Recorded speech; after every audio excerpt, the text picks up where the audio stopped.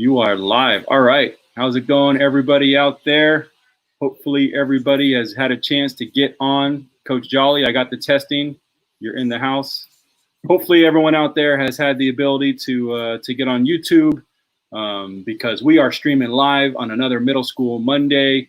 It is 5 o'clock out here in the Bay Area and across our great nation. Hopefully you guys are just starting to tune in. Once again, this is Middle School Mondays. My name is Matt Lasker. I host this channel, and I also run airraidwarden.com. We are going to try a couple new things starting off with this Middle School Monday group, and we'll get into why I feel like I have the time now to do this. But first of all, we're going to continue on today with some of our youth and middle school coaches on trying to build a program for you guys that are still going to have a season.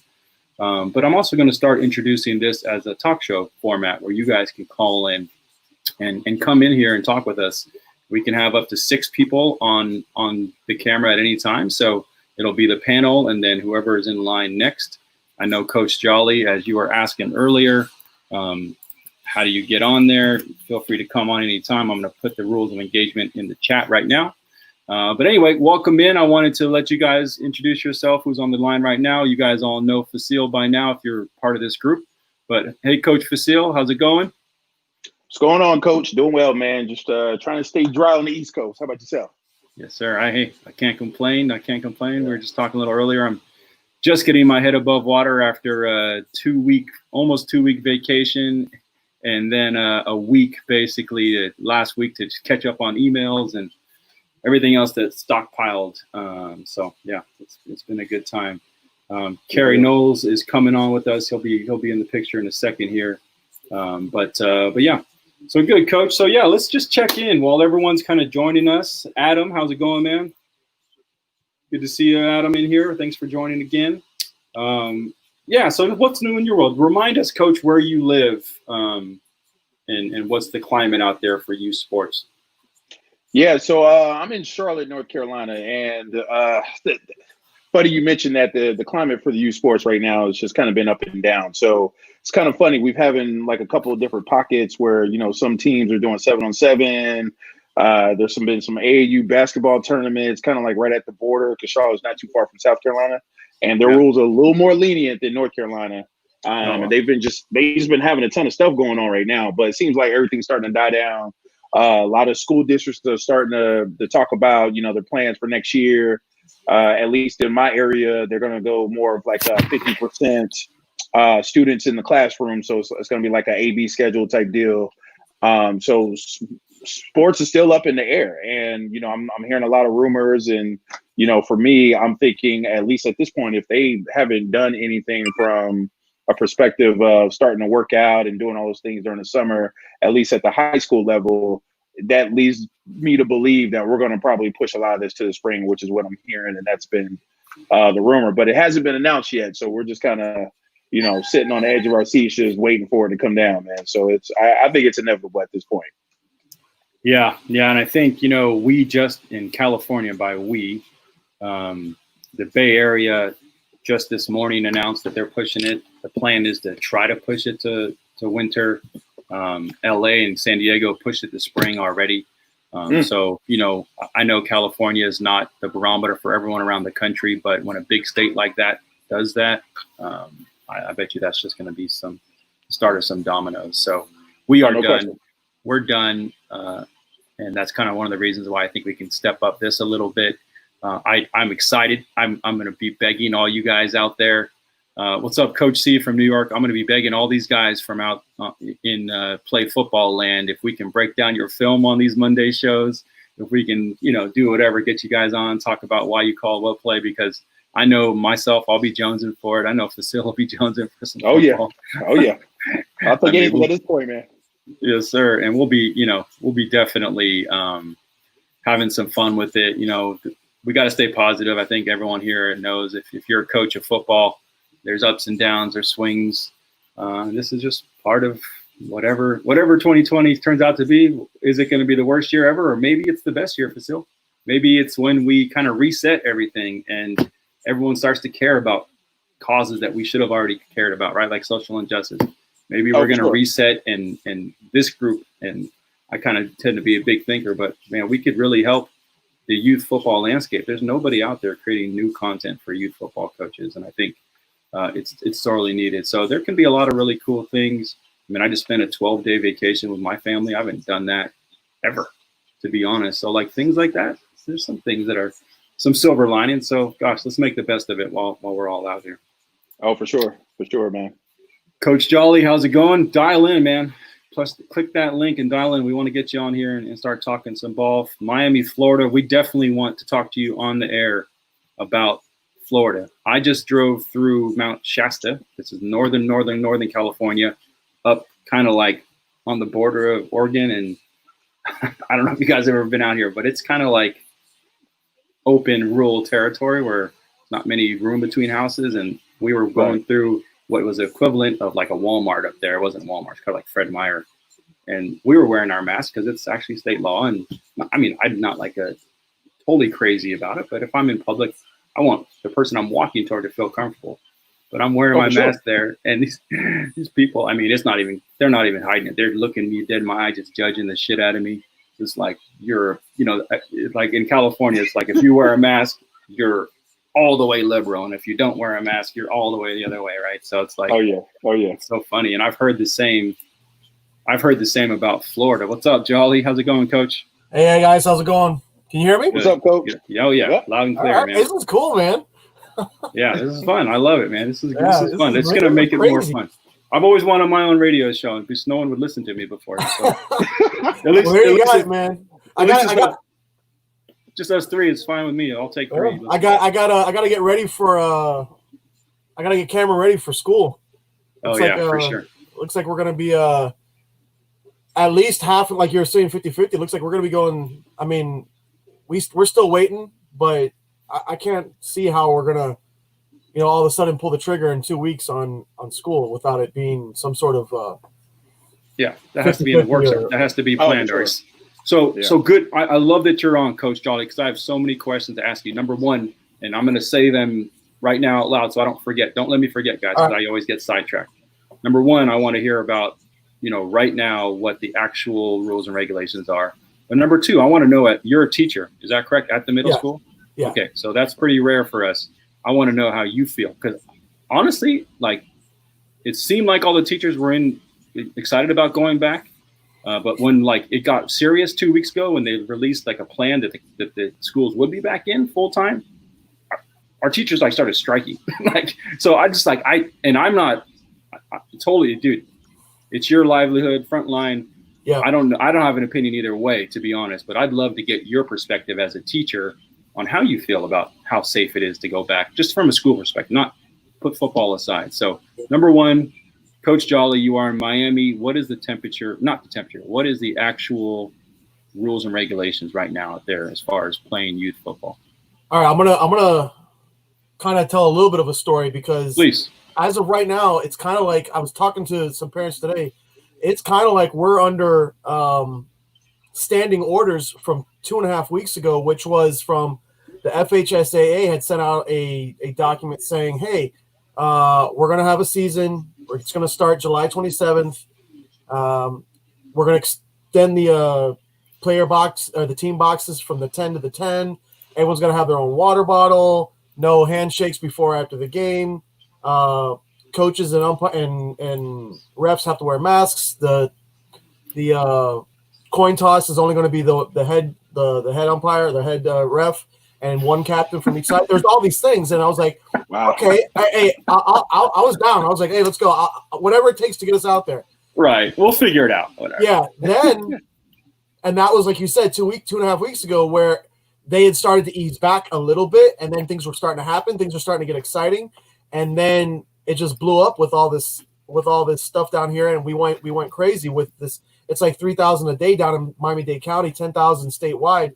So everything has gone way back, but there is still no official word from them. They have a meeting tomorrow, and it's got to be. I'm expecting it to be postponed or canceled or moved or whatever, because there's no way there's no way they're going to let us start contact in 7 days. I don't see that happening. No way. But yeah. but So you guys, so the high school, right now. what are the high schools doing right now? Are the high schools still up in the air, or are they? Yeah, because we are under. I coach at a school, so we're under the FHSAA. So Right. they're under the same thing. And okay. we had people easing back and people starting to get going and having workouts and all sorts of stuff. And that was happening. And technically we're still doing that now because they haven't said we can't. You know, they haven't said we can't yet, but I don't understand what the issue is, because everyone that I see in my neck of the woods is wearing masks. We go out there, me and the other coach are wearing our mask. We have the kids, we have 9 to a coach. We have them 6 feet apart, all that stuff. Even guys on the side of the road selling flowers, they're wearing masks. So it's somewhere else that we're having all this problem that is just causing it to become out of control. And I don't know. It's got to be like out on the beach or something like that, because you see little videos here and there, but where it's definitely on the beach, bro. Yeah, they're definitely on the beach out there. Well, I don't want to badmouth them, but you see these videos and it's like, wow, I mean, these people are going crazy. I mean, they're having they're having a good time, but Yeah. Hey, by the way, I just put a poll in the chat, guys. It's a SurveyMonkey poll. It's free or whatever. I just wanted to gauge your interest, or I just wanted to gauge if everyone's playing or not. Please keep putting it in the chat if you guys are playing or not. I'm going to put it on the screen, but there's a little link I just put in the chat. If you click that link, it'll take you to SurveyMonkey. I'd love to I'll show the poll results after everyone's taken it. But just a heads up, I put a link for a survey at the bottom. Okay, Todd, so cool. So you've answered what's actually going on. Yeah. Now back to my question about the pulse, because I was just telling Facil, I drove through a place in California that wasn't very California, that they seemed to like not even believe in the COVID to some degree. I've heard that about Florida, but I don't really know. That's just rumors. So people in the community are wearing masks out there in your community? All right, so I'm down in Miami-Dade, and that is a very strange. I mean, it's like anything else. I assume any other big city, because it's dense, but further out east is it's more of like a city. Out west, it's more of suburbs, and that's what I'm saying. Is like most of what I see out in public is wearing masks. People are out there, they're following the rules. But there's apparently a lot of house parties. There's a lot of boat parties. There's a lot of this going on, and that's kind of like what's causing some of the stuff to happen, because it's like they're not following the rules at that point. And then you're seeing like people like they're just having a birthday party, and then the entire family comes down with stuff because one person had it, and it's like it's happening at that point. So. Yeah. It's at that point now. As far as teaching, 2.5 weeks ago, I was like, I'll go. I don't care. Now it's so strange, because there's obviously something going on, but what is it? Is it, I don't know what to tell everybody, because it's like we're at a thing where it's like, we either shut it down and let's try again, or how are we going to avoid not getting it? Because it just seems like it's everywhere at this point. I think everyone just is going to get it, and I think that's why our numbers in California have gone up. People are just getting tested now, right? Like it's not, and maybe people are getting it more, but I feel like it's just a matter of the more people get tested, the more numbers are being seen. I think honestly, I don't know, man. I feel like everyone's just going to get it at some point. We have battle through it. Yeah, like in Dade County, there's like 313,000 positive cases and 4,100 fatalities, and that's what people are kind of like. That's where people are. I think are, it's like it sucks if you're one of those 4,000 people. But a lot of I think that at least down here, from what I see, there's not a sense of like it's not a real thing anymore. That's kind of gone away. It was like that a while back, where it's like, this will disappear in November, and right. we heard it all. It's the summer heat's going to kill it, this and that and the other, and then it just seems like it didn't. Yeah. Well, that's interesting stuff. Well, thanks for sharing, man. I mean, I don't want to get too political about it, but just the real world. Let's talk about it, and it's affecting all of us. Like right now, I'm out. Facil's still up in the air. You're still up in the air. Carrie, let's welcome Carrie Nolan in again, another Florida guy out there. How's it going, Carrie? Hey, guys. Great to see everybody's faces. What's going on? Carrie, and what part of Florida? Remind me remind everyone out there. So I'm Broward County. So I'm close. I'm North Broward. Yeah. So I'm close. Actually, our league though is in Palm Beach or in Boca, but I live down in Broward. So I mean, I can echo, kind of what's been said. We live amongst the mask right now. Everybody's got the masks on. No matter where you go, you see it. I will say my kids are in camp. My son goes to a surf camp. My daughter goes to a outdoor dance sort of camp, cheer camp. 12 kids? And, what's that? How many kids are they? Or do they have like a max amount of kids for those? They don't. At the surf camp, they've got about 50 kids out there. I mean, and they're still rolling. Our league, as of now, it's fact. I apologize. I was a little late. I had to jump on a call with our board to talk about what we're doing. We're still moving forward as of now. We're continuing to move toward our mid-August start.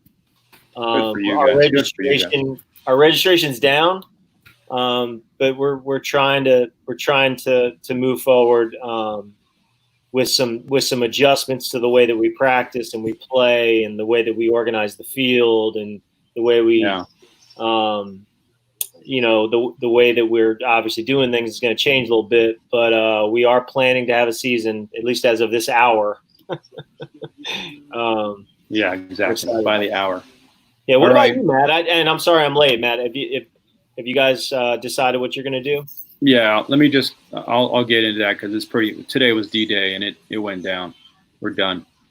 Brian Victor, and I'll get into all that in a sec. Brian Victor from New Mexico, apparently same boat as us. It's over, fall sports. Brian, are they going to try to do winter or spring? Thanks for sharing. Paul Kyle, what's up, Paul from PA? Still scheduled to start August 17th. That was our start date too, man. I'm so mad. We just literally, the axe dropped today. Family First Football, Houston, Texas. You guys playing out there? The thing that I kept hearing today on the Sports Talk Radio is once California went, Texas is probably soon to follow. So let me know. Oh, no, here we go. Family First day of padded practice schedule August 31st. Man, go for it. Houston. So Houston, Texas, isn't that where – oh, no. Friday Night Hikes was San Antonio. Sorry. Yeah. I'm not too good with the Texas stuff. Coach C, high schools in New York can't start till September 21st. Holy cow.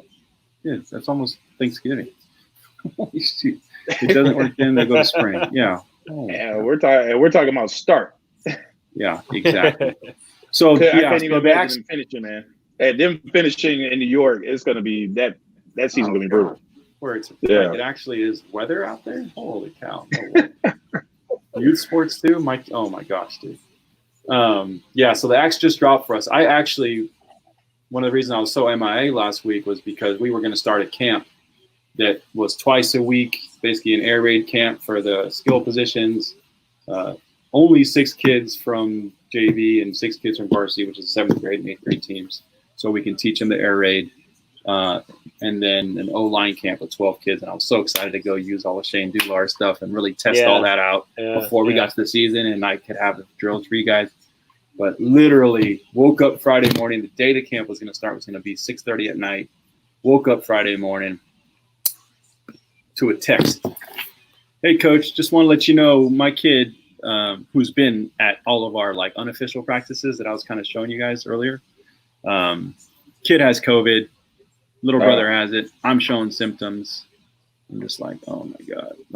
I was already on the fence because we kind of knew, we had a sense that the season wasn't going to happen. So it's my company, Diablo Football Academy, that we're running this official camp under, which, we have good liability insurance and all that. But, if there's not a season, do I put, and really it's me and one other guy, our company, our personal assets at risk, right, to run a camp for if we don't even have a season. So we canceled that. I was made me all depressed for the weekend.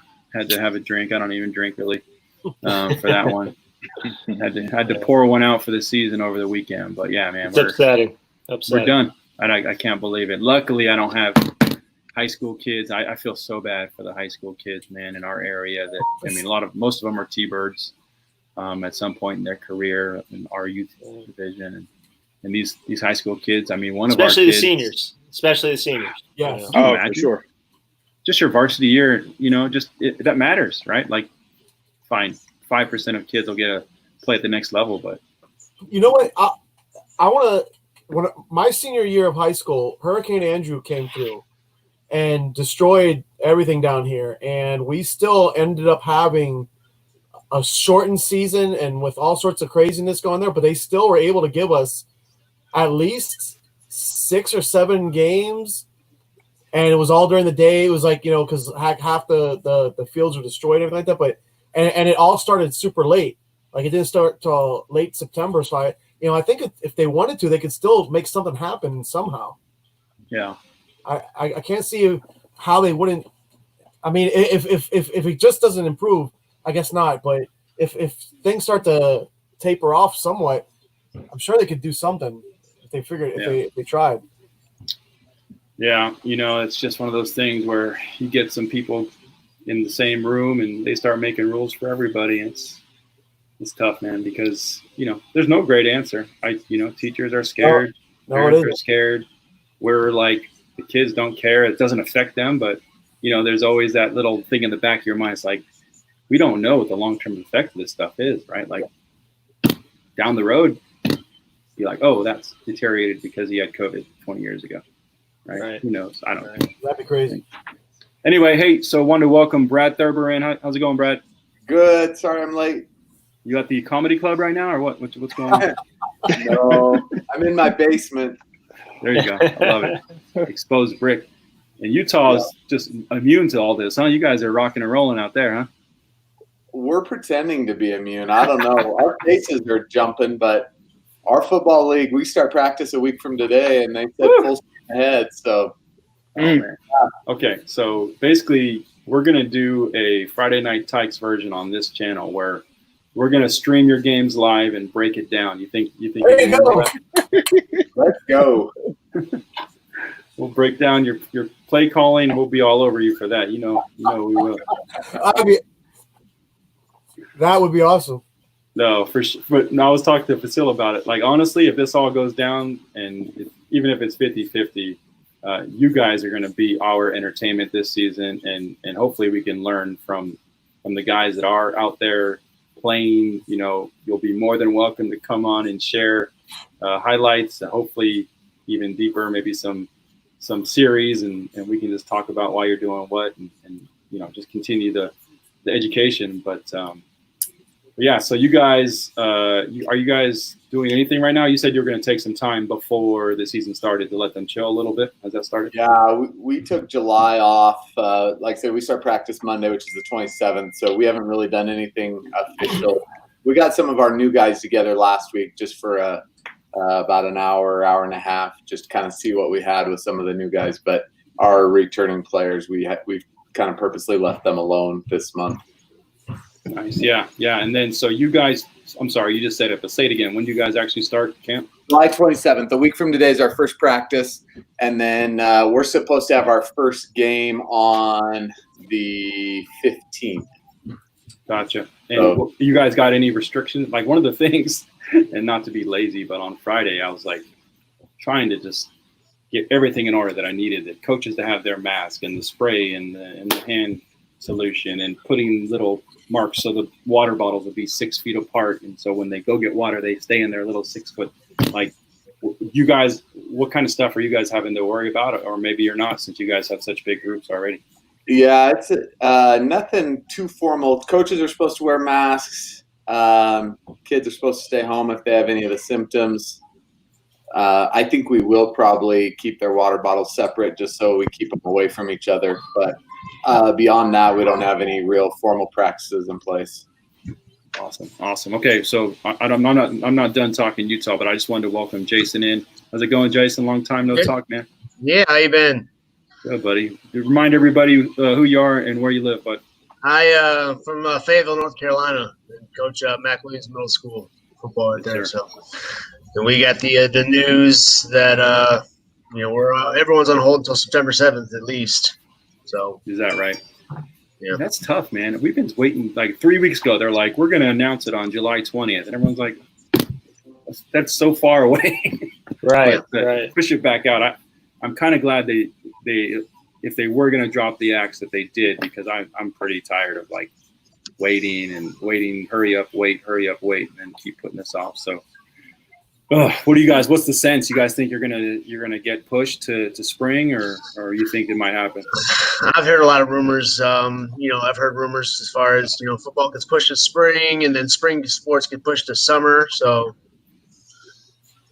Yeah, really it's not even like, honestly, I stopped even trying to track it over the last week or two, just because it's like it's going to keep changing by the day. Like Brad said a second ago, by the hour. It is. So yeah, man. But yeah, I mean, like we were talking about earlier, it's a bummer, but let's make the best of it. We have a little bit more free time. Anybody got any ideas? And I want to hear from you guys out there as well. What are you guys going to be doing if you do lose the season?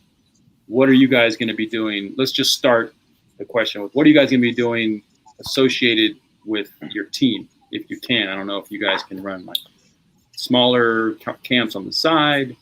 And let's go around if anyone has any ideas, or is it just like wait till they say we can play and then just go full bore when it's official? I mean, I personally see it as a great opportunity. If we do get canceled, which right now looks like, fingers crossed we stay with a season, is the kids I do know that would like to do something across the fall. It's a great time to hone this drill work that we've been working on, pat and go, settle and noose, routes on air, orbit.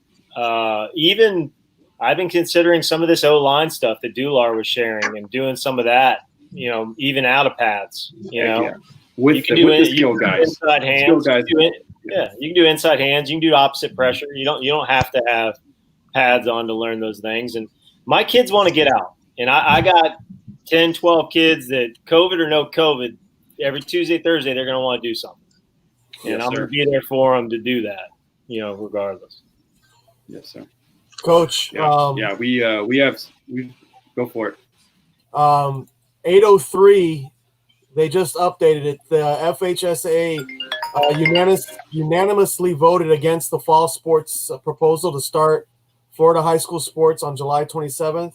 A new return to play plan will now be put together, and apparently they're currently discussing that as we speak. So at least they didn't out and out shut it down, but they said no 27th.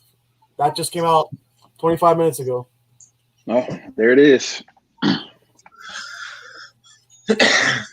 Yeah, I think for me, Coach, I'm still want to take this as an opportunity to develop the athletes and have them that much ready if and when we do a season, in the spring. So I think it's a blessing in disguise. We just got to take advantage of the time that we have. We got 6 people that we can only use, or 10 or whatever the number is going to be. I think it's still a good chance for us to get our hands on these kids and do it in a safe way, but then also continue to just kind of help develop them at the end of the day. Especially for me in Charlotte, we typically don't get the kids into the first day of school anyway. So I think this is just extra added time for us to, work with those guys.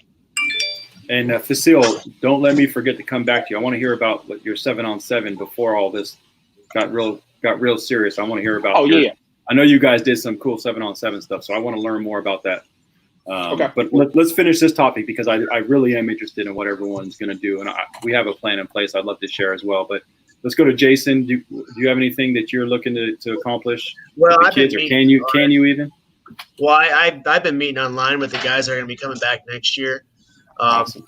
And so we've been kind of installing the offense already and going over that and showing film from last year and showing just plays that we're going to be running and drills and things like that.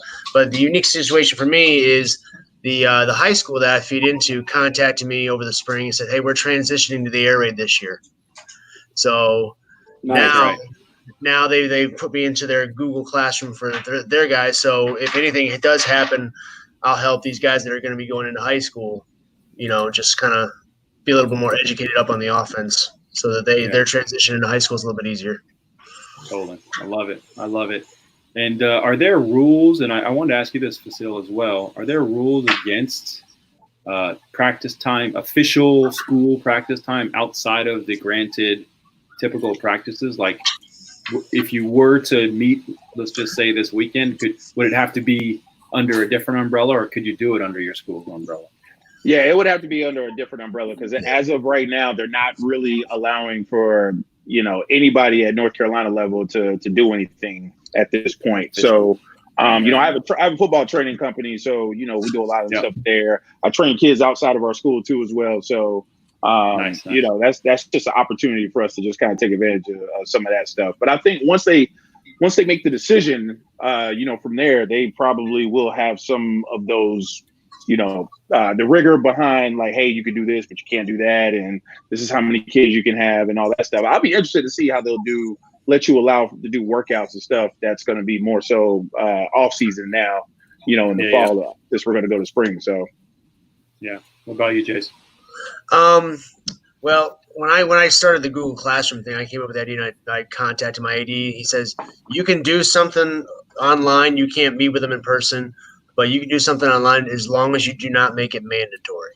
So it's got to be all voluntary. Yeah, I'm a teacher. Yep. You're a teacher there. Yep. And I asked Jolly this earlier before you came in, and if it's too personal, just tell me to shut up, please. But I'm curious. I have a lot of teacher friends. I'm an English lit major. I was going to be a teacher until I realized I'm just not patient enough for it. Mm-hmm. But how do you feel about going back? Are you feeling like, put football aside, as a teacher, are you feeling like it's safe to return to school if they were like, okay, school starts, 2 weeks? Or whatever it is? With me, it's the way our governor put it. He gave us the option of, you can do half in person or half remote, and then it gives the school districts the option of whether they can choose to go fully remote or continue the half person in person and then half on remote. The way I see it, you either open the schools 100% or you don't, because this half and half is going to cause a little bit more problems than we're really ready for. And on top of that, just the amount of time it takes to prepare for something like this, with 3 weeks, we're supposed to have kids in less than a month. Yep. So it's just, it's going to be harder, and it's going to create more problems, in my opinion. So it's either you go 100% or you don't go at all until things start quieting down a little bit. Totally. Interesting. Okay, cool. I'm just looking at the survey results. Hey, real quick, as we're kind of breaking in, Kevin Finley, how's it going, Kevin? Baton Rouge, looks like it's still up in the air till after Labor Day. Wow. Holy cow. Thanks for posting us on that. Dante, he is actually in my league out here in NorCal. So we have our league meeting technically tomorrow night.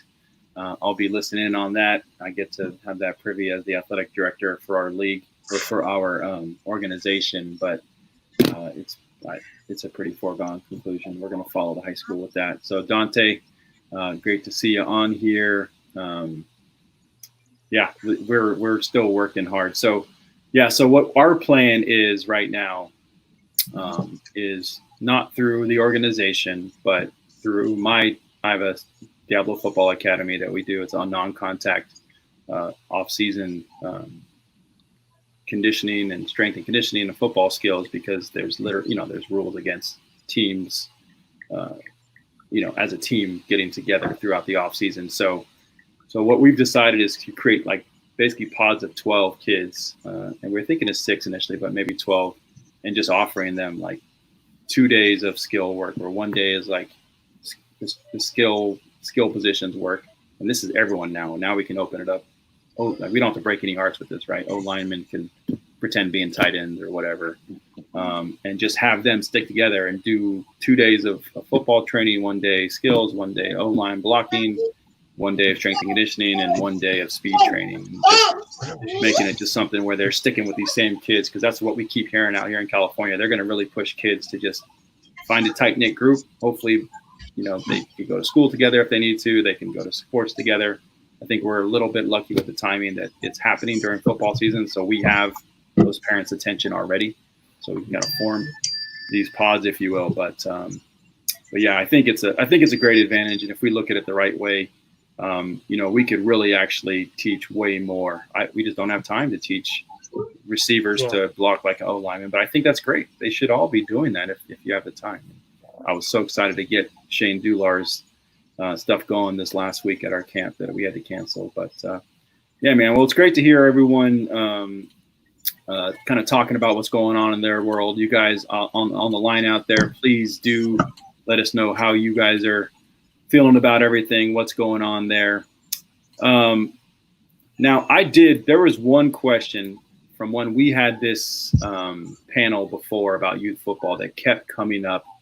And I tried to answer it with my follow-up call with Shane Dular about the O-line. But the overarching question is,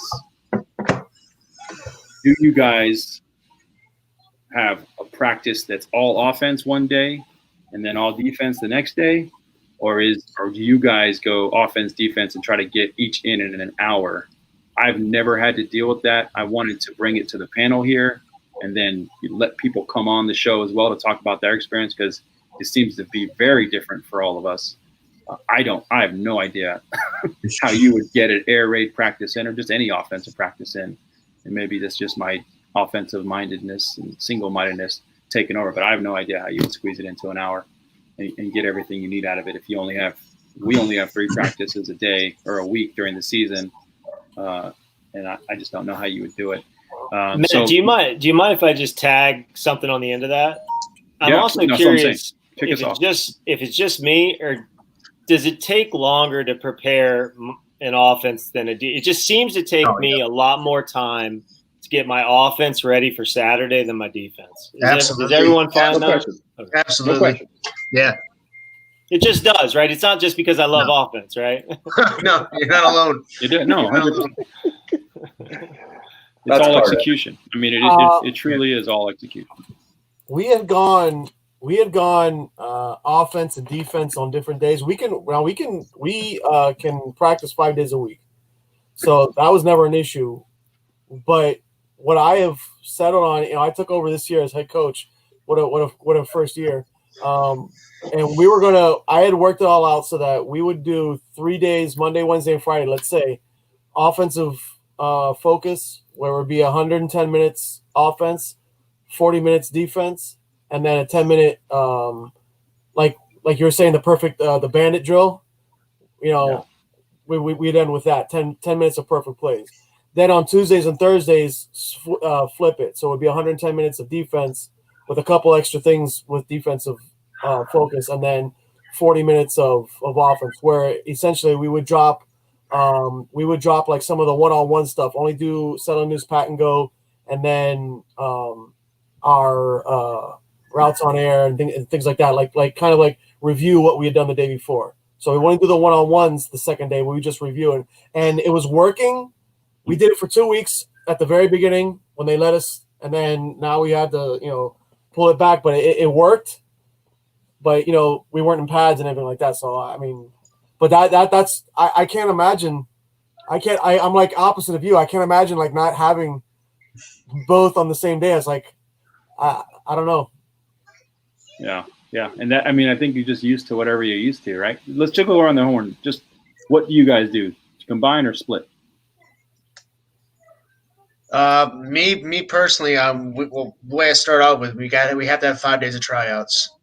And then once the team is set, then it's immediately into offensive installation, and that takes about 3 or 4 days, and that's basically just mainly offense driven, and then defense. And then once we start getting in, so sorry, just to understand, once you start, you're going. My first 3 days is offense, bang, offense. Yep. I love that. I got to get that started right away because it takes a little bit longer, like Coach said. It's just a little bit more involved. Then we'll give one full day to the defense to get everything, the base stuff installed. And then once we start getting in season, we play on Thursday. So the way I would set up is usually a Monday is an offensive day. Tuesday is a defensive day. But if defense doesn't need the entire practice, I'll have stuff set up that if we can go to offense, there'll be offensive stuff ready to go. And then Wednesday split up because that's like our walkthrough day before game day. Love it. Okay, cool. That's great. And that's a different variation that I have ever heard. So that's cool, man. I love it. It is. What about you, Brad? Yeah, I like that. Yeah, we practice 3 days a week, 2 hours per practice during the season. We're real heavy offense, really until week one. Like last year, my defensive coordinator got pretty frustrated because we had spent like 90% of the time on the offense before week one. And we actually pitched a shutout the first game, and he's like, "Imagine what we could do if I actually had practice." Oh, geez, here we go. There's always that guy. Like, Right? come on, bro. That means you don't need any more. I mean, you're fine. Take the Probably get credit away that with you're less. that you're in a monster DC that doesn't even need practice. You're that good, buddy. Yeah. So, but once we get into the season and we've kind of got our installation in, we split because we have 2 hours. And honestly, for 9 and 10-year-olds, their attention spans are short enough that I like it better that they get time on both sides of the ball. I don't know that we could do 90 minutes or so of just offense, for a full practice. So we try and split it equally. By the time you do warm-ups, we do some form of blocking or tackling every day. And then we try and do some sort of team every day. So we have about an hour and 20 minutes or so of actual, like, where we're either putting in offense or defense, and we generally split that up about half and half. So wow, cool. What about you, Carrie? Well, I'm changing it up this year. We're going to continue to split, which we did last year. We did offense, defense, but the problem was because I wasn't very regimented about my schedule, my practice schedule, is defense would get pushed and pushed and pushed and pushed, and then we'd end up, it's 10 minutes left in practice. My DC's like, "You kidding me? Like, I don't know what you're killing me." So this year I promised him that I would put in a schedule. And Matt, thank you. You actually shared your template for how you build your practice schedule. So I think the only change this year, we are going to continue to split offense, defense, special teams. We will spend more of our time on offense than defense, and obviously more on both of those than special teams. But it's going to be more regimented. And I've even kicked around the idea of bringing a clock out to the field. For sure. That actually keeps me honest.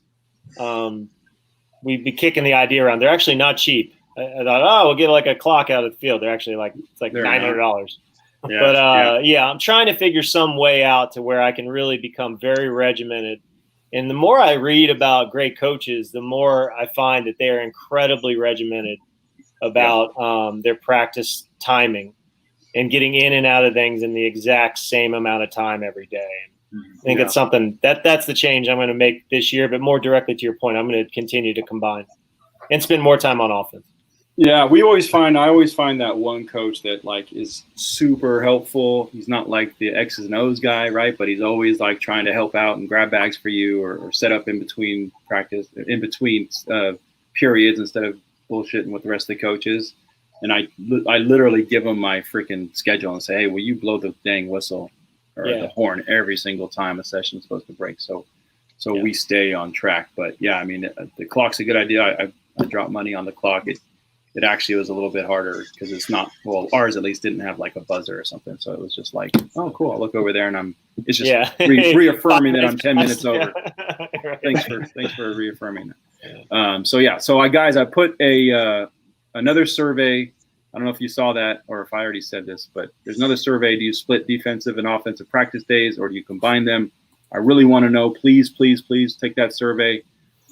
Just kick you out the survey monkey. I'm going to share the results with everybody. But you guys that do combine practices, would you guys be willing, if you are willing to share your practice plans? I have never created one that had to combine the two. I would love to sit here and go through like how the heck you get through the standard, pat and go, routes on air, settle a noose, and all the drills that we do in an hour a day, or maybe you split them up. But if you guys would be willing to share it for everybody, I know they'd appreciate it if you just drop it. Maybe anybody out there, I'm not just talking to the panel up here. If you drop it in my file sharing tab on the website and just label it like combined practice example or something, I know a lot of people would love to see it. I hate to speak on things that I've not done myself and pretend like I know. So for you guys that know that routine and feel like you have a pretty solid system in place, please do share it with the group because I continue to get questions on that. Todd, I realize that you dialed in to be a caller, and I didn't even ask you if you actually had a question, or you just wanted to kick it and talk. Did you actually have a question? You'd ask me, yeah. I just wanted to say real quick, man, exactly what I was going to say, but the spirit of what I was going to say is that in the short amount of time that we had these guys, and going on from before when we were doing the Zoom meetings, like when we were in total lockdown, and I was trying to get these, and we were getting these guys, you could see these kids getting excited just from talking about what we were talking about. And then when we started the first couple of weeks of doing Settle Noose, Pat and Go, all this stuff, and then the dynamic stretching, I said, we're not going to do any of this, stretching and all that stuff that, because I'd done a thing like that. I talked to a whole bunch of people about that, and everyone's like, yeah, no, we just do regular stuff. That's like antiquated stuff, and the feedback that I got from these kids was incredible. Like the dads would come up to me and say, hey, my son was saying,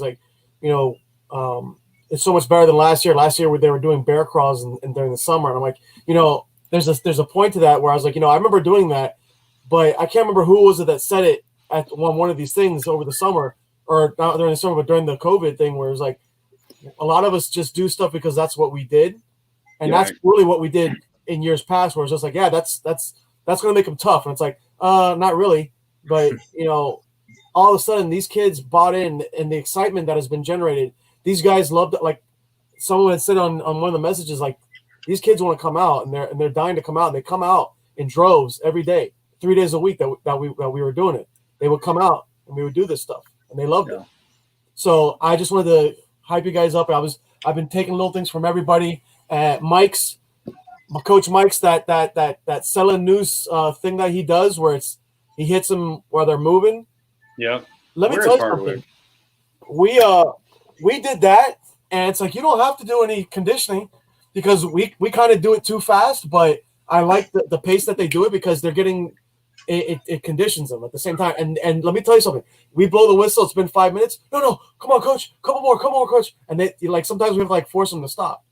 So all this stuff, any naysayers that are still out there, there's people are still kind of not believing it.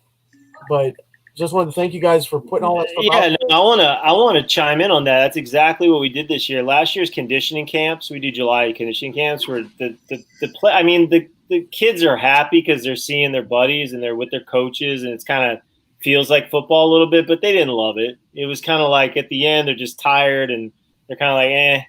This year, what we did was we broke them into two groups. So one group would go with my other coach, and he would do pure conditioning. So ladder drills, sprints, etc. Getting the kids, just trying to get them in shape. And I'd have a set of kids I would do Settle and Noose first, then I did Pat and Go, and then I did a orbit one week, and then the other week I traded out and do routes on air. The kids were freaking loving it. They were loving it. They were like, coach, this is amazing. It's so fun, because they're getting their conditioning, and then they're coming over and they're playing. And to your point, Matt, you're not breaking any hearts. You got some of these old linemen that never really get to do that stuff. And they're like, man, this is cool. They were digging it. I agree. It's been so helpful to me. This whole community has been incredibly helpful for all my kids. In that way. Yeah. So that was what I wanted to say, man. I just wanted to thank you guys and come on there. And Facile, your stuff I've been watching, and then everybody's stuff is like, it's like, this is incredible that this is out there, and you guys, it's a shame that we're going through this, but if I'm going to tell you right now, like my kids, if they let us go back to just, hey, we're just going to throw the ball around, we won't do it. I'll still have kids that'll come out for that, because it's fun. They do it off after school anyway. Yeah. And if we had parents watching it like it was a game. We had people in the stands watching, just videoing it. It's like it looked exciting. It was like, I've never seen that in 5 years of middle school football. Right. It's like, get out of the car, I'll pick you up in a little bit. Now we got parents watching. I don't know. It was amazing, and I was like, I would watch all you guys' stuff, and I was like, this is really cool stuff. And it's in the limited time that we had, the kids had a blast, and it was such a different attitude. So thank you. Yeah, no, and that was the biggest thing that I knew I was onto something, was just in camp. in the first 2 weeks, our camps used to look like 1981 football, and not anything wrong with that, but like that's what they look like. And after 2 weeks, the parents were like, "What is this? What is this? Like, it looks like a high school or college practice." I'm like, "Well, that's where I stole it from, but these kids can handle it, right?" Like, oh yeah. And that was the biggest thing to me, was like just the shock and awe that the parents were like, "What are you doing out here? This is like flag, but with pads." I'm like, "Dude, this is what they should be doing. They can handle it. Watch them. They're doing fine." But yeah, I appreciate that, Todd, and I appreciate all of your excitement about this channel, this group. We definitely appreciate it, man, and you're always a big part of all the conversation. So please continue to do so. There's a bunch of people hitting me up on the side that we got to clear the rings. But no, man, thank you so much, and we're looking forward to talking to you soon. And please keep us posted on the Miami climate out there as it kind of progresses, man. Okay. Sure, man. Do you kick me out? I don't know. Do I get to? Maybe I can do something to you on the way out here. Let's see. Oh, no. All right, cool. Thanks, Coach. Anyway, so yeah, thanks, guys. I know a lot of people feel the same way as Todd, and all I can say is, like, this is our channel. This is our group.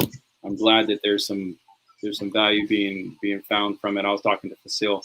One of the things that I'm going to try to do is, since I do have an off season, is make this group a little bit even bigger.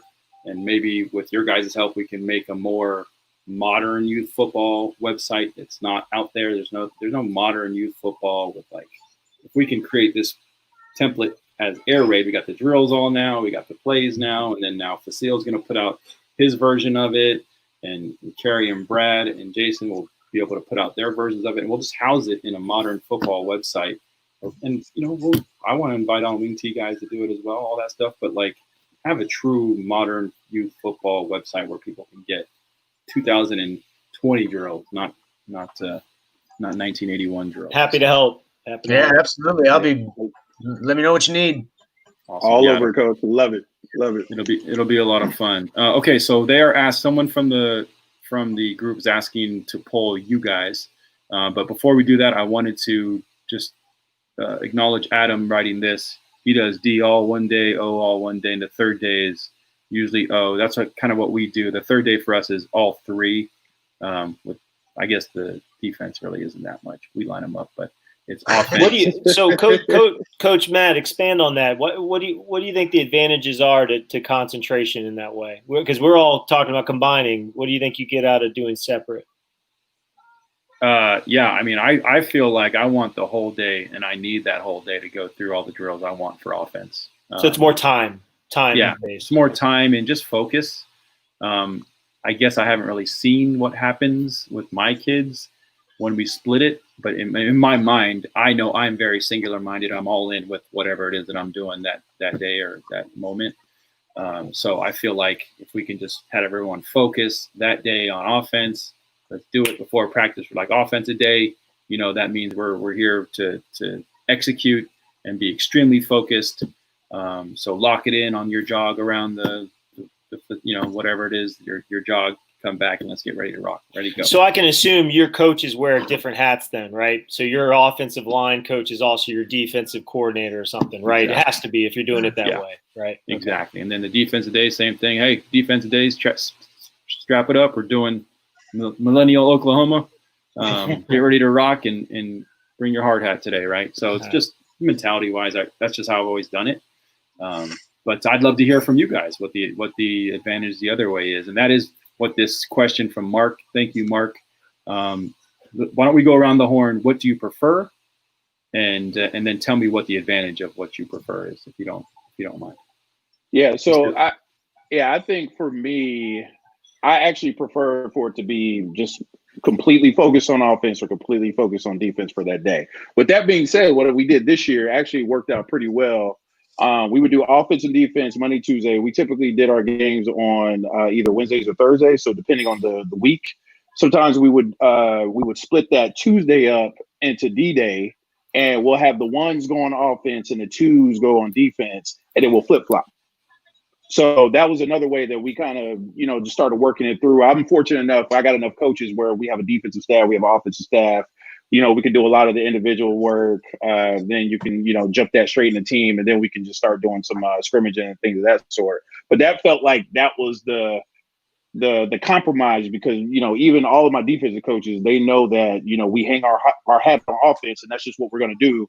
So we're going to probably devote most of our energy into making sure that the offense is where it needs to be. Defense, I mean, for me, you keep everything as basic as possible. You line them up, and then all they do is react to the ball. So I'm not going to say all they do, but I think it's just a lot more complexity and nuances with offense that takes more time. And my defensive coaches, they understand that, and they believe in it too as well. So they've always had our support with that. And then one thing that Coach Jolly mentioned too, the one thing that I've done to start sneaking in time, we don't do the high knees butt kickers anymore. What we do, we jump straight into offensive individuals as soon as we get out there. We bring everybody to the middle. We talk about what we're going to do for the day. We break them up. And then at that point, then everybody goes to indies, and that's how they warm up. Because quite honestly, wide receiver is going to warm up a little differently than, the offensive lineman or the defensive lineman and things of that sort. So we just wanted to make sure we're doing like dynamic stretches during that time, but also like for wide receivers, they're catching balls while they're stretching, and they're just kind of moving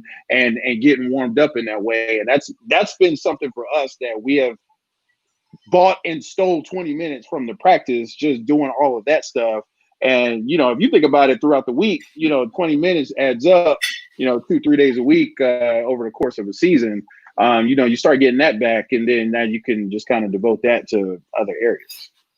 Bro, the O-line coach that I kept from the year before last year, the first week of camp, they did 35 minutes of freaking warm-ups. I almost lost my shit multiple times. I'm like, dude, he's like, no, it'll get better. They'll get better at it. They'll go quicker. I'm like, you cannot just stand up and do this and call that a warm-up. Stop doing that. This is not. That's called trying to perfect warm-ups, and there is no positive outcome to that.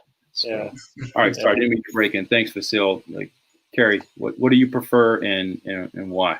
And I haven't decided yet. I mean, I like all these opinions. I could see the advantage to both. I mean, every program is going to have different constraints based on what coaches they have, how many players they have. I myself, I'm in a small league, where I only have 18, 19, maybe 20 kids on my roster, so that changes things. I only have 3 coaches. There's me and two part-time coaches. Sometimes it's just me out there. So, for that reason, it's tough. It's like sometimes I got to do both because I don't have the people or the resources. Right. I got to be able to change direction quick. So, but I'm listening and learning right now. I could see the advantage to both. I love to focus. I'm the type where if I have a hard time changing. Like if I'm thinking offense, it's hard for me to change gears and think. And I got to kind of be the leader on both sides of the ball. So I don't know. I will say this, Matt. I went through kind of the things I want to do on an offensive day. Like say, okay, on an offensive day, or not an offensive, just any day, this is the stuff I want to do on offense to feel comfortable with what I'm putting in. Yeah. And it can't be less than an hour and 15. I can't figure out how to do it in less than an hour and 15. Exactly. And I'm a 2-hour practice. So it's like with 45 minutes left, you're already it's hard to decide. Am I going to use that last 45 to do maybe tackling because I want to be a good tackling team? Maybe I just tackle and I do special teams the rest, and maybe come back the next day and do the opposite, defense and then maybe special teams tackling. So I'm still kicking it around. Yeah, and that's a unique situation, man. 3 coaches and really only you guaranteed to be there. I mean, that's pretty unique where you're just going to have to if you want to do a drill, but you can't do routes on air because you don't have enough coaches to fill in for the extra quarterback slots, and you just don't have the right coaches for the drills you want to do, then you got to pivot to something that you have enough resources for. So again, the beauty and art and the nuance of youth football, it is different, man. It just really is. It's a different type of person. I keep saying it, 90% of us are just volunteers.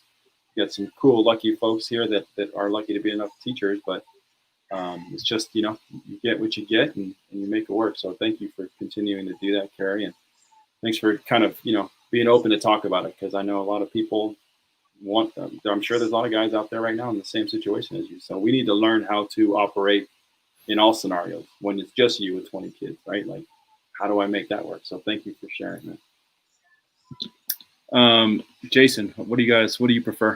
Do you know?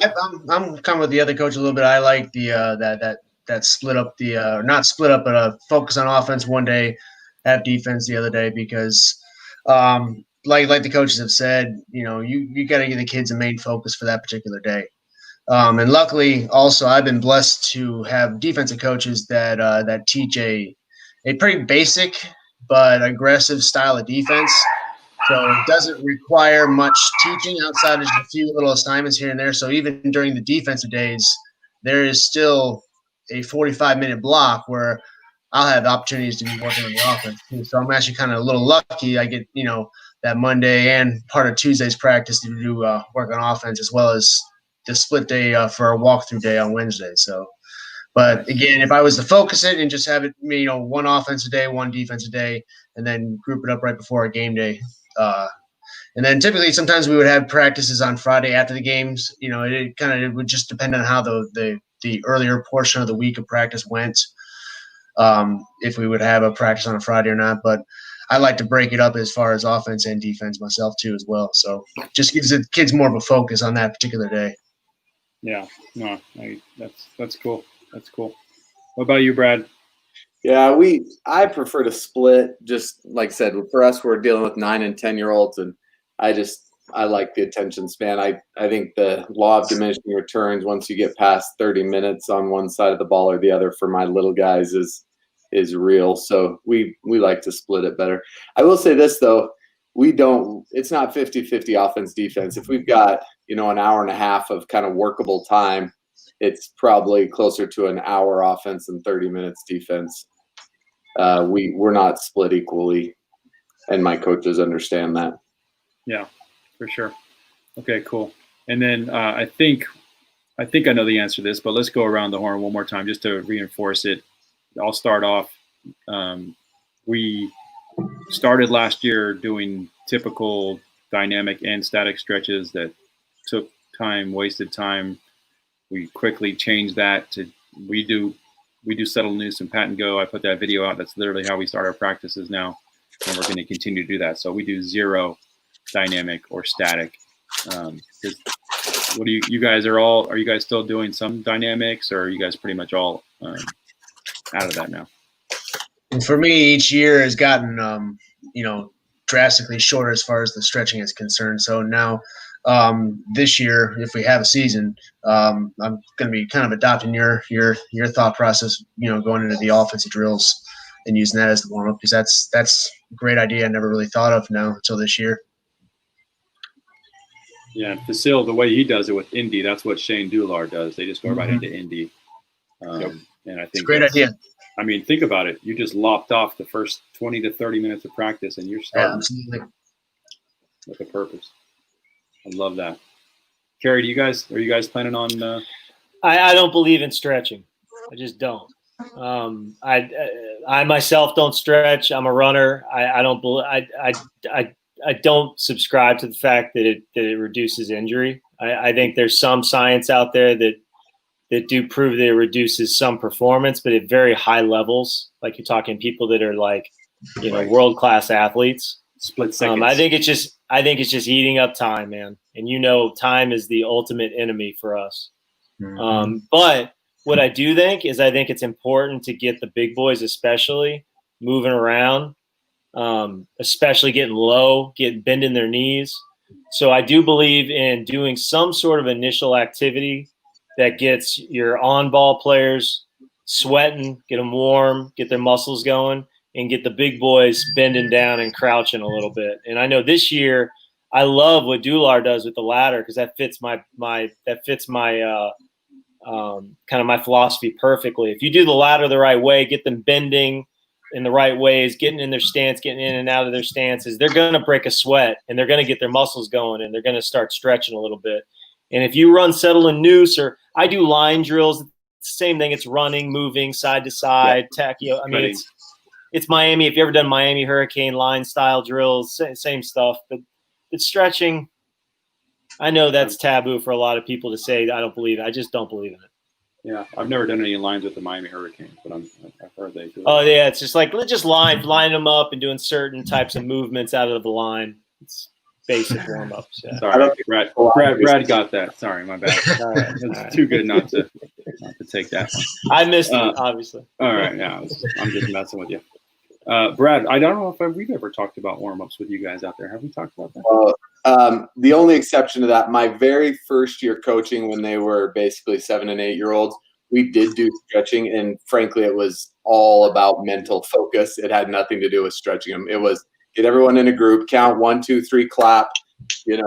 Reps of 8 for 10 minutes, so that they were ready to go when we. After that, we haven't done any stretching. We do footwork and agilities.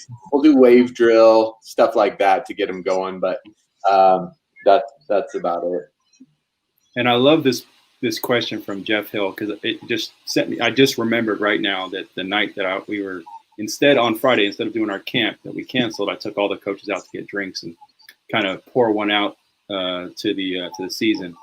I just remembered because of Jeff's question that we had a coach. We were joking about stretching, and I made one of the coaches get down on all fours. Remember back in the day when we used to put our head against their knee and push against their knee and try to stretch it out, and then go around and push your head against it and stretch it out. But to your point, how do you warm up your neck? You guys even, I don't know. I haven't thought about that for a couple of years, to be honest. But I mean, do you guys think about that at all, or?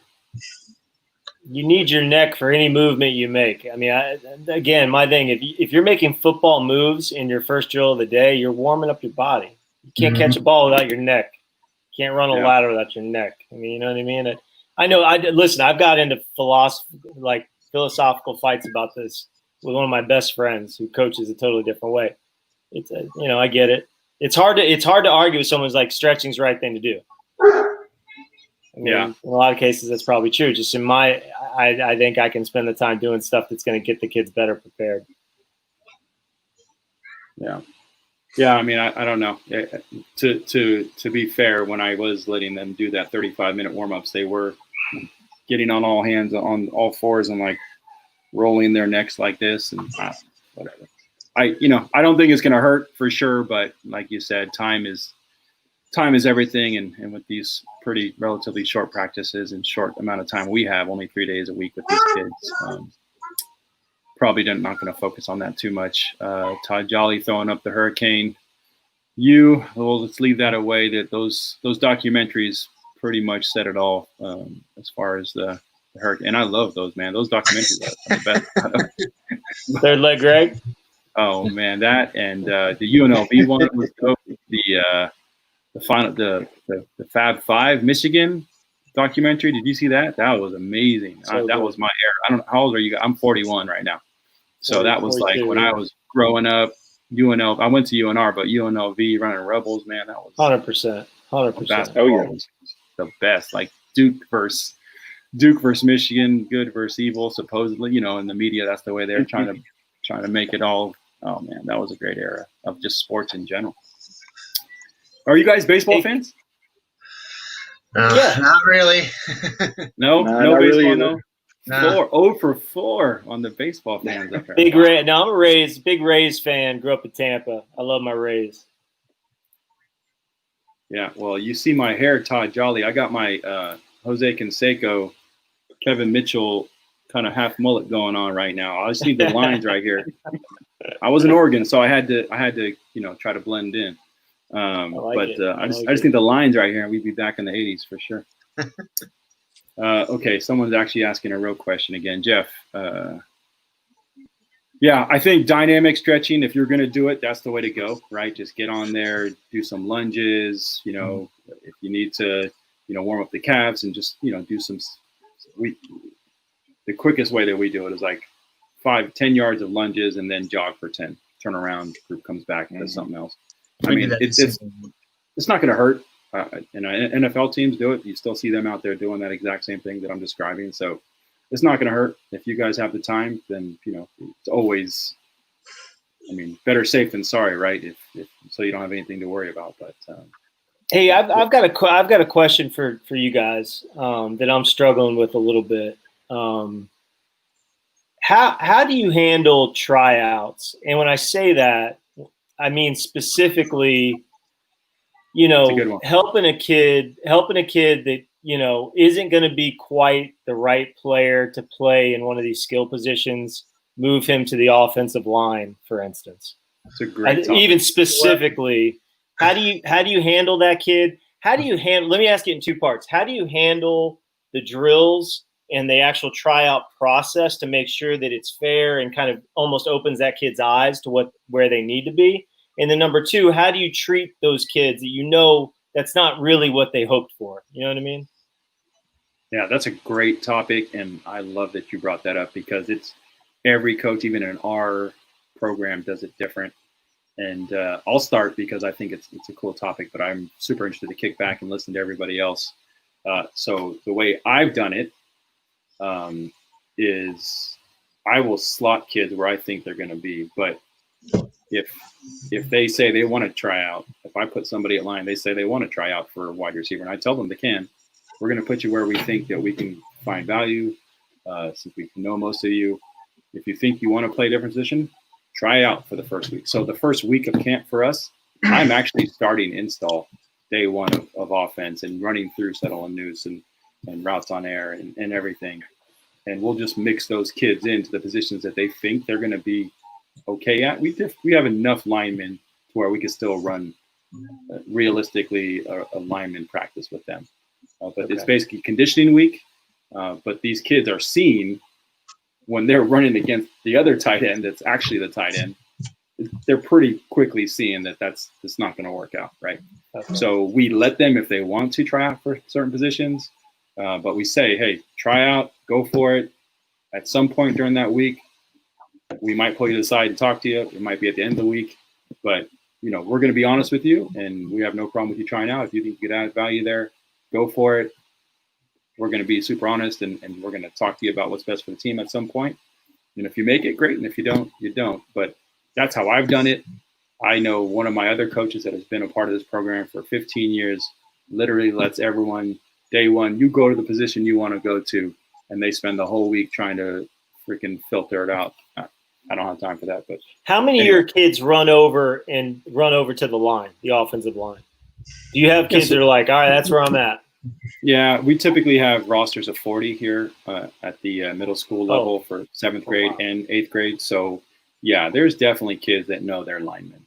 And if they've played in the program, like most of them have, by that point, they kind of know where they're adding value because they've been put there year after year. It's the kids that are coming out for the first time, and that's a huge trend here. We had 2 8th grade teams last year because we had so many first-year players just wanting to hit 1 year before high school, that we were, those are the kids that are like, oh, I'm Odell Beckham. And you're like, you're more like. You're built like Vita Vea. Yeah, you are Newman from Seinfeld, bro. Like, you want to take stats for us? Or, I'm just kidding. But anyway, that's mine. I don't want to bogart the whole time. Facile, how do you guys decide? I mean, you guys sound like you're very cut and dry. I don't see these kids till day one of camp. So how do you guys? Yeah, so we have we have tryouts for 3 days. So typically what we do on that first day, I like to do measurable drills where, we'll do a line drill, we'll do a 40, we might have a couple medicine balls where they'll just run and come back to, around cones. So I can at least have that hard data because we always get the parents that come up to us after tryouts asking, okay, why didn't my son make the team? Or what was the reason, blah, blah, blah. And we have some supporting facts that kind of show them, hey, he was in the, the bottom 10% 40s and he tried out at wide receiver. So, typically that doesn't mesh well. That, for the most part, usually shuts the parents up pretty quickly. But something else that we do too, like I'll tell, kids like, hey, throughout trials, what we'll typically do, we might ask you to go try out at somewhere else. If I ask you to go try out somewhere else, that means that might be your best chance to make this team. And I've had a lot of kids, like I had an undersized kid last year. He was maybe 140 pounds, but he was one of my best tackles because he just had good feet. He understands run fits and head position and shoulder position. and he was just nasty. He was just a strong kid, and he just wanted to play, but he couldn't catch. He wanted to play wide receiver, and it just didn't work out. So we generally do the measurable drills on the first day, try to condition them, and then second day, typically what I'll focus on the kids that's kind of on the cut line and do 7-on-7s with them. Most of the linemen, for the most part, I'll typically try to keep. I can never have too many linemen, and typically for us, the kids are getting smaller and smaller every year, so we don't really have a ton of linemen that comes out anyway. So so we'll focus the second day, do 7-on-7, and then at the next day, let them compete a little bit more. We might do some fun stuff like maybe tug of war, or just stuff where they're competing against each other, just to kind of see if if one person wants to make the team more so than the other. So that's mostly the stuff that we do. We just you're cutting kids. Oh, absolutely. Yeah. That's a motivation right there. That's a different dynamic right there. See, I'm everybody plays. I'm That's right. strict youth. I'm youth in the youth dungeon where everybody got to play. Yeah. So coach, for you, you're typically just trying to figure out where kids are going to play versus if they're going to make the team or not. Got it. I'm in some cases I'm looking to put them somewhere where they're not going to quit. That's fair. Now, do you guys have play requirements, like they have to play like 7 or 10 plays? We don't. Thankfully, I don't have that. But generally, you try to make sure every kid plays half the game at some position, whether that's offense or defense. Oh, good for you. We have 10. Our rule is 10 plays a game. They've got to play. And I told you a little bit about this, Matt, but last year we had 9 kids. Last year they were 3rd and 4th grade. 9 3rd graders, 9 4th graders. So this year we split the team. So we have a 5th grade team and a 4th grade team, but our 5th grade team has 16 kids and our 4th grade team has 14. So we are running really lean. Yeah. Wow, yeah. Our 4th grade team, we have awesome skill guys, but we've got like 3 real linemen, and then we're gonna have to fill that gap, find 2 other kids that can block. So how? Yeah, like what's your strategy there? Like I guess that's exactly what I'm getting at. Yeah. So that's Yeah. right. We don't have to worry about who's going to make the team and who's not. We're trying to figure out what 80-pounder, I mean literally 80-pounders can play a pulling guard or something like that. Right. Our 3 linemen will be center tackle, and we'll fill in the gaps with little guys and just try and find somebody that's mean enough and that can do it. Do you ever try to take one of these kids that is going to play line most of the year and let them play a little bit out at Y or F or Z or Y, like give them, or does that just create too many problems where the other linemen are asking about it? Like, can you go with a kid that do both? Maybe. I don't know. Yeah. Our problem is we have too many of those little guys anyway, especially this year. And so we're more likely to go the other way. What Y or F can fill in and play some guard here and there. Mm-hmm. Those linemen, while they might not get touches, they're going to play the whole game, both sides of the ball. So, okay. So do you reward them with playing time on defense? Absolutely. Yeah. That's okay. Talk about that. Yeah. For our offensive line guys, and I maybe got off topic here a little bit, but our offensive line guys, everybody loves playing defense, right? If you're a big guy, your best chance at getting some glory is sacking the quarterback. So yeah, our O-line guys all get to rotate in on defense. None of those guys just play offensive line. Okay. That's awesome. Cool. Got it. That's helpful. Thank you. Yeah. What about you, Jason? Well, like I said before, we have to have 5 days of tryouts. So what do you mean? That's like mandated by the school? Mandated by the county.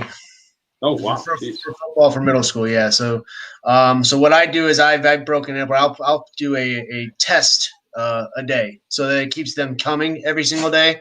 So, for example, like day 1 might be everyone does the 40 and they get timed on it. Like Coach Fitzgerald said, so you had that data right there. So you do have the parents come. And then after the first day, I'll have them, all their names on a sheet, and I will split them up into 3 groups based on their weight, try and separate them as much as I can. And then I will go through all the tests and time them on their weight class and based on that. But then also mixing in those practices, we will also do skill position drills, and that's where I give them the option. Say, you want to go to quarterback, this is where you go. If you want to go receiver, offense line, and needless to say, you see more kids going to those glamour positions, the wide receiver, the running back. But throughout the week, we keep putting the bug in their ear that I can't keep 20 running backs, can't keep 10 quarterbacks. So you need to make the decision that's going to give you the best opportunity to make the team. Okay, and then we also constantly keep the bug in there saying, well, you could be the number 6 running back on the depth chart, or you could be the number 1 guard and play every single snap. So these are the things that you got to think about while you're going through these drills. What do you think you can do to better make the team, and better after you make the team? How do you help the team? What's your best opportunity to help the team? So we kind of say, we kind of hint at, well, maybe you shouldn't be doing this, but for the most part, we let them make their own decision throughout the entire week. And and at the end of the week, we do have to make cuts. So you do. How many do you usually cut? Well, luckily last year was the first year I did not have to make cuts. Actually, that was the first year, but usually it's anywhere from around 15 to 20. The most we've ever had to cut was we had to cut about 35 one year. Awesome. Wow. That's a lot. Like that's what we had over last year. Yeah. But we just made a second team, and we found a second league for them to play in. Well, we were going to. We found a non-competitive league because it was basically all the cuts. So they could just continue to learn and get better and get ready for high school. Real quick, let's take a second. Mark Stamper just joined us. What's up, Mark? You've been chiming in all day on the chat. How are you, sir? Yeah, just fine. I appreciate your guys' input. I'd be interested to know what you guys do for tradition, if any. I'll give you a couple examples of things I've done, and I stole them both.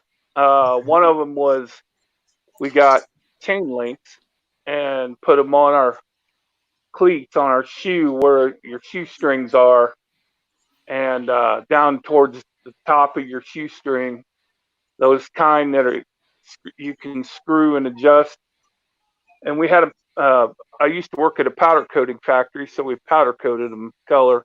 Nice. And it represents we're all chained together. And so you have your chain link on you at all times. Love it. And that's why we did that. But the other thing was a motivational thing. And this is no lie. We went to a meat locker, got a cow leg, and we cooked it off. And and I took a pneumatic tool, wire wheel, and got the meat off of it, soaked it in bleach. We painted it, and that's the bone. And the bone, a bone hits different than a regular good tackle. It's one of them that make you go, ooh. Oh, yeah, there you go. Okay, well, we even get this thing out in practice some nights, and it's like piranhas. Because if you get a bone hit, you get to write your number on the bone. The kid with the most numbers on the bone at the end of the year gets the bone. Oh, I'm taking that. I'm telling you, it'll rise everybody up. And sometimes, when you're coaching youth, it may not be a true bone hit, but if the coaches get excited, we're running Oklahoma or something. Yeah, that was a bone hit, and I'm just telling you, and that thing looks like a dinosaur bone. I mean, it's huge. And I'm just telling you, I don't know if you guys have ever used anything like that. Our high school team, they did it for like special teams. And that's where we got the idea. But we used it in a different sense for motivate kids to hit, because we weren't that physical. Yeah. But I just wanted to ask you guys if there's anything you guys do that might be special. I love that idea. Yeah, I love the bone. I love that. Yeah. I will probably go about getting that bone a different way than what you described, because I'm just not. I'll tell you what. No pneumatic tools for you, Matt. where I live, it's the orthopedic capital of the world, they say. But this one orthopedic company has like skeleton bones that they're not really bones, they're like plastic or something. But that would work. Yeah. But I I'll figure it out. I actually had one parent tell me, they said, "Man, my kid's still got that bone. It's in his trophy case, and he Heck stinks." Heck yeah. Hey, no, so I love that idea, and I really do think I'm going to steal it. I just the one thing that we can every year, every time we get together as coaches, and usually half of us are new to each other, we're like, "Do you have the answer to how to make kids more aggressive?" And there's no, I've yet to hear. If we can solve that, we're all going to be sitting pretty somewhere nice. But that's a great idea. Oh, our defense coach would get the defense around, and he'd have the bone in his hand. We put it on the bench, so they know, they're aware of it. And I'm just telling you, it'll ratchet things up for you. And like I said, bust it out and practice some night, bone night. And we'll write guys, whoever's got their number on it the most at the end of the year, if you have an awards banquet, that's when you deliver the bone to the kid. I just thought I'd pass that on.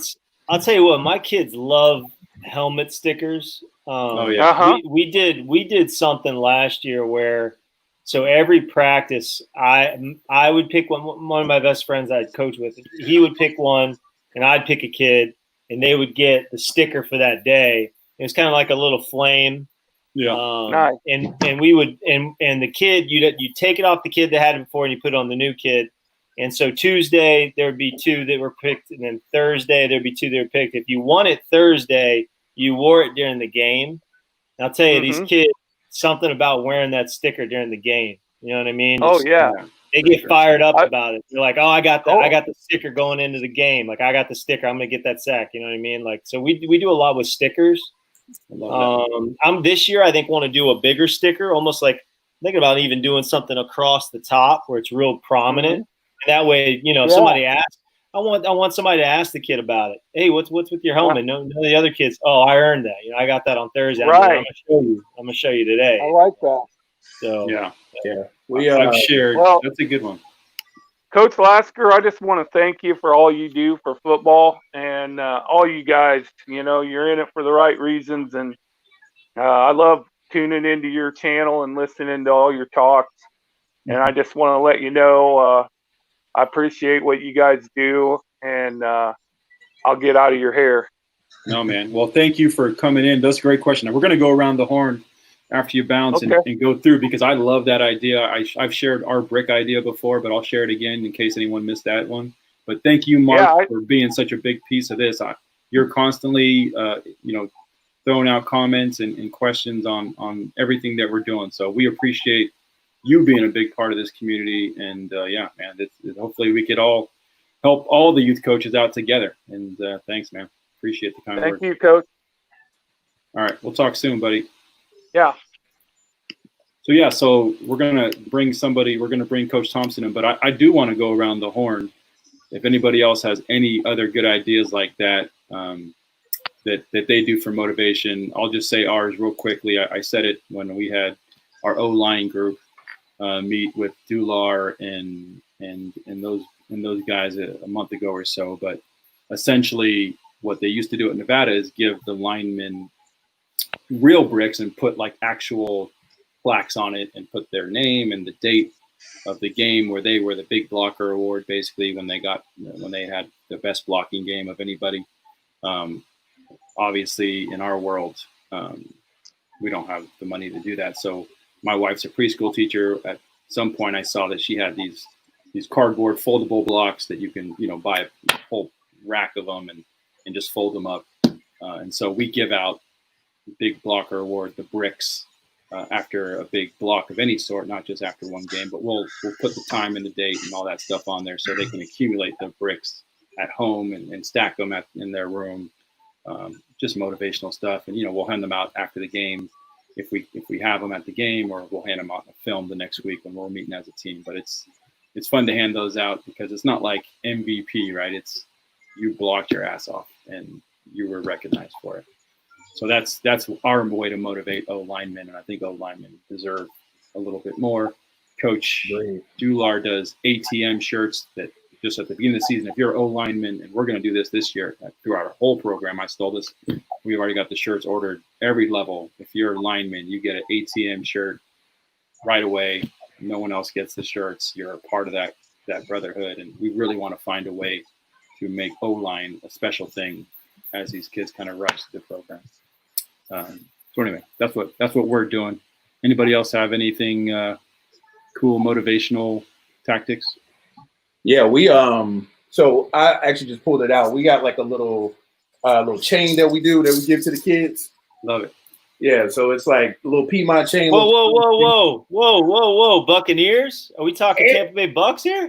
No, we're the Pirates, man. So we just stole the oh man, that's my squad. Yeah. I'm sorry. That's my team. I'm sorry. But no, what we typically do, we try to take a picture of any of the kids that's got something, they did something well in the game and anything of that sort. Then I'll print it off and then we'll post it in our locker room. But the biggest thing is, like Coach said, I'll make sure that the offensive linemen and those guys up front, they get the first dibs on taking pictures or anything of that sort, because you want to make sure that they are those unsung heroes. And for me, they know that's near and dear to my heart, because I coach the offensive line. So I just make sure that they try to, we give them any kind of notoriety as possible. And then they even have a sledgehammer that we just got from Lowe's. We just painted it up, and we just have one designated lineman who brings it to the game, every single week. So that's just been a cool little thing we'll do for them. But then, everybody else takes pictures, and the kids like the social media thing, so we'll post it on Instagram and all that other good stuff, and that's been a huge motivator for those guys. Social media is smart. That's where you really get those guys motivated. Oh, for sure. Yeah, if you can make it cool on social media to be whatever, linemen especially, then you're just giving these kids the ammo they need to, in some cases, defend themselves. I mean, I was surprised how petty some of these 8th grade kids are. I guess I forgot what it was like to be an 8th grader, but man, these kids are vicious to each other. And the more we can help the less glamorous positions feel cool or seem cool in whatever way. I mean, we know they're actually cool. Like, gosh, the left tackle is what? The 3rd highest paid position of all the sports. Highest paid, yeah. For a reason. I mean, it's exactly like they don't get that kind of stuff yet, but we can make it cool. Anybody else got anything to add to that topic? All right. Well, fellas, I think, we're an hour and a half in. I think this was a nice little test run for the call-in. I want to keep that going. I'm up for doing this every week. If you guys are, I'm more than happy to host. I think this is fun. This format, we can really pivot and talk about anything that's really driving the conversation. I'm not saying we can't formally get in and continue to go through the youth football program that we were starting to build at one time, but I think this is a nice way to get all the questions that are out in the audience answered. And then, man, I just off the cuff, I learned like 3 or 4 things tonight that I could be doing different and better. So thank you guys for joining the call tonight on the panel. Appreciate you guys all being on here. Appreciate all you guys out there in YouTube land for listening. Open floor, guys. Anything to say, add, talk about next time, whatever. Just keeping our fingers crossed, hoping we're having a season. That's all I'm hoping and praying. That's it. Amen. No doubt. All right. Well, everyone, keep your heads up. I mean, we'll make the best of it either way. Like I said, if you're playing and we're not, we're going to be all over you guys for our entertainment for the season. So really appreciate you guys. And so we'll get back after it next Monday for sure on the show. And in the meantime, let's just get on Facebook. I'm going to be back. I apologize, everyone out there. I know there's a bunch of messages waiting for me on the website. So I'm going to start answering those again starting tomorrow. Apologize for me being so MIA. I had to get my mind right after getting canceled. So we'll get back out of it. Understood. Okay. So thanks, Coach. All right, fellas. Thanks, guys. Thanks, fellas. Thanks, guys. All right. Talk to you guys soon. Fellas. All right. Bye.